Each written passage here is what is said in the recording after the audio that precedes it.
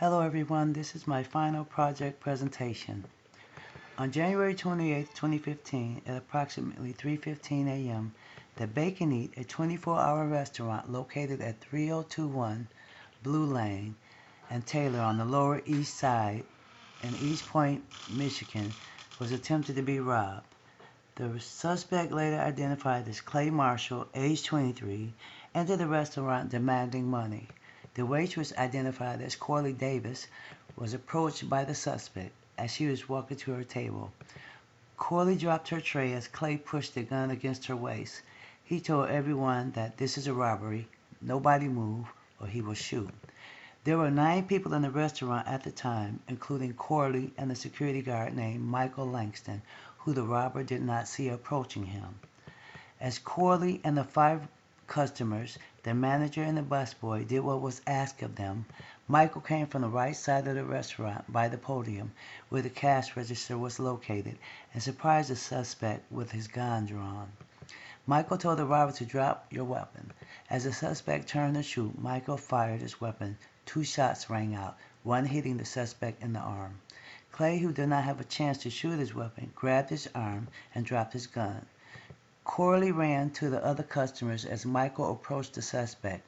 He kicked the gun away from Clay. Michael handcuffed Clay and searched him for more weapons. Afterwards, he picked up the suspect's gun and kept him sustained as 911 was called. Officer Georgia Hogan was the first to arrive on the scene. She secured the area and made sure that there were no other suspects involved or on the premises. After securing the premises, she questioned each person and took their statements. The security guard, Michael, Corley Davy, and the other customers, John Thomas and his wife, Glenda Thomas, who was sitting just to the right of the door at the table. Teresa Davis was sitting alone in the middle of the restaurant, and Braxton Moore sitting near the back of the restaurant with his girlfriend, Tansy Jacobs. Justin Dales, the manager, was talking to Braxton Moore at the time, and Jordan Brass, the busboy, who was clearing a table towards the back of the restaurant. The witnesses identified the suspect and gave their accounts as to what transpired on January 28, 2015 at the Bake and Eat. They all told similar stories of how Clay came in and yelled that this was a robbery and intended to rob them at gunpoint. Clay was described by the witnesses as a white male, 23 years of age, 6'3", with blonde short hair, about 180 pounds. He was wearing black pants, white and blue long-sleeve shirt with the numbers 24 written on the front in black writing, black gym shoes, and a black baseball cap and a tan jacket. The suspect's car was described as a 2006 black Ford Taurus. The weapon that he used in the crime was a .40 caliber pistol. The suspect lived in the 3800 block of Bell Road, 3 streets from the Bake and Eat, with his mother Claire and his father Sergeant Langston Marshall, who served in the military for 29 years before retiring. The police report, the summary. Reporting Officer Hogan responded to Bake and Eat, located at 3021 Blue Lane and Taylor, where a robbery was in progress. Dispatch advised that shots were fired inside of the restaurant. Dispatch also reports that the caller, Michael Langston, who was the security guard on duty, shot an armed man while trying to rob the restaurant. The suspect was still on the scene with a gunshot wound to the arm. He was awake and coherent. The suspect will be treated for his injuries at Beaumont Hospital. Hogan noted the injuries and any loss that occurred in the robbery. The investigation. On January 28 at approximately 3:15 at the Bake and Eat, located at 3021 Blue Lane and Taylor on the Lower East Side in East Point, Michigan, customers at this location were being robbed by gunpoint. According to dispatch, shots were fired and a male subject was struck and was still on the scene. I, Officer Hogan, responded to the scene and investigated the shooting and the robbery. R.O. Hogan made contact with the Bake and Eat security on the premises. Security guard Michael Langston, date of birth 12/16/87, stated that an unknown male subject approached the waitress, Corley Davis, with a gun and stuck it in her side and demanded money. R.O. Hogan arrived at approximately 3:25 a.m. and secured the crime scene, collected the evidence, and took photos of the scene. All of the information was documented and sent in for processing. The restaurant was secured. All employees and customers were safe. The suspect had been arrested and all necessary notified.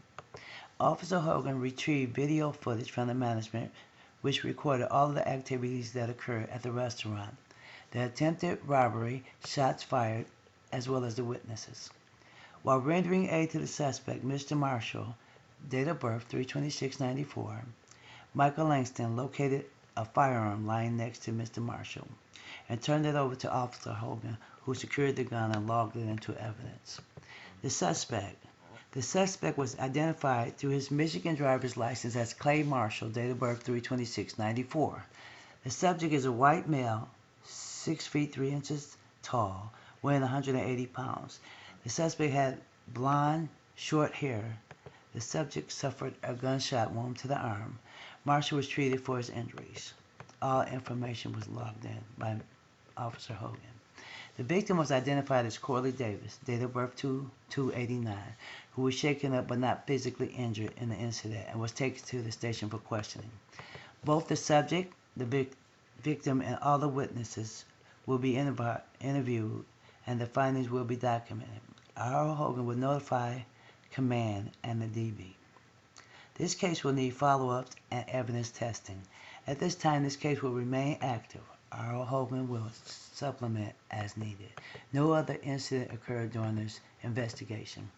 Witnesses are as follows: Ms. Corley Davis, Mr. Michael Langler, Braxton Moore, John Thomas, Glenda Thomas, Teresa Davis, Tansy Jacobs, Justin Dills, and Jordan Brash. The witnesses in this case were customers and employees of the restaurant. They were located in question. Evidence. Evidence gathered from the scene was a .40 caliber pistol, black in color. This gun was found next to Marshall, lying on the floor. I was also able to locate and get a copy of the surveillance video from the security booth.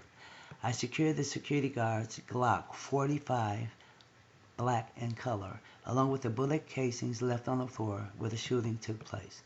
Blood samples were taken along with photographs and witness statements. Mr. Clay Marshall, date of birth 3/26/94, white male with blonde hair, 6 foot 3 feet tall, weighing 180 pounds.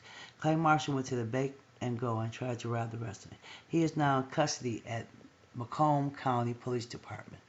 The purpose of the interrogation is for Clay Marshall to admit to the crime. He has to explain everything that he had done from the time that he planned the crime, how he got to the restaurant, as well as what he had done inside of the restaurant.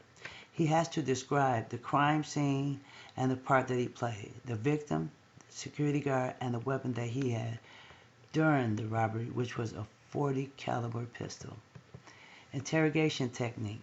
The interrogation technique that I am going to use is straight to the point. I knew through the witness accounts exactly what happened at the crime, and he does too. I was not going to play games with him or be nice, but I'm still going to be ethical in the process. The steps that I would take is to make sure that I cover all the bases. Make sure that I get Mr. Marshall to admit to what he did on January 28, 2015. I'm going to use the direct confrontation because I feel as though this is the right method to use to get the information that is needed to get a conviction. I'm going to continue to interrogate until he admits to his crime, and in doing so, I'm going to keep my work values intact until he admits to his crime and take all the responsibility for all of the lives that he has changed. Mr. Marshall not only changed Corley Davis's life, but the lives of all who were involved that day, from the waitresses, management, customers, busboy, to the security guard. They will never be the same. He changed everyone's life and took away the comfort and the trust of coming to work to earn a living, as well as the comfort and the relaxation of an innocent customer stopping to get a snack at a family-owned restaurant. He should pay for this in full for his actions. Interview of the witness by Officer Hogan. The witness, John Thomas, was interviewed, and these are the questions that were asked by Officer Hogan. The interview technique that I will use was the appropriate measure to get the information that I need to convict the suspect, Mr. Marshall.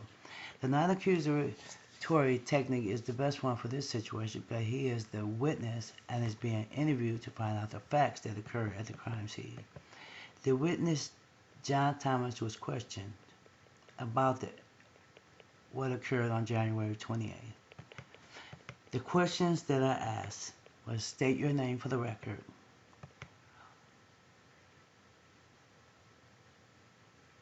Can you tell me what happened? What was said? Where were you when the suspect entered the restaurant? What did you see exactly? Did the suspect have a weapon? Who is the victim? Who is the suspect? Who else was around when the event took place? What did the incident happen? When did the incident happen? Excuse me. When did injuries occur? Where was the location of the incident? Where were the witnesses standing when the incident occurred? How did the incident occur? How was the victim approached? That ends the questions for the witness. The interrogation of the suspect, Clay Marshall, by Officer Hogan. Officer Hogan, what is your name? Mr. Marshall, Clay Marshall. Officer Hogan, how old are you? I am 21. Officer Hogan, where do you live? 3215 Weber, East Point, Michigan. Officer Hogan, where were you on January 28, 2015 at approximately 3:15 a.m.? Mr. Marshall, I was at the Bacon Eat restaurant. Officer Hogan, why did you commit the crime? Mr. Marshall, I needed the money. I didn't have a choice. Officer Hogan, what were you wearing? I don't remember. I had black pants on. Officer Hogan, did you have a weapon? Yes, I did. Officer Hogan, what kind of weapon did you use at the crime scene? Mr. Marshall, I had a handgun. Officer Hogan, do you admit to being at the crime scene? Mr. Marshall, yes, I do. It's about time I start running from my problems. Officer Hogan, tell me what happened. Mr. Marshall, I saw the restaurant and I figured I could make a quick job out of it. I needed the money. I owed someone, so I ran in there expecting to just be in and out with the money, but I ended up getting shot by the security guard. Man, I didn't even know he was there. Officer Hogan, what did you do when you came into the restaurant? I approached the waitress, stuck my gun in her side. I then ordered everyone not to move.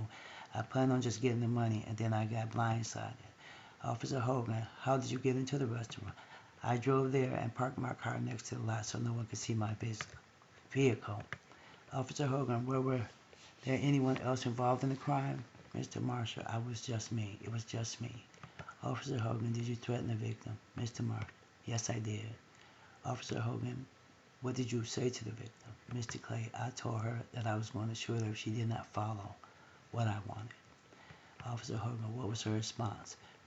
Mr. Marshall, she was crying. She didn't have one.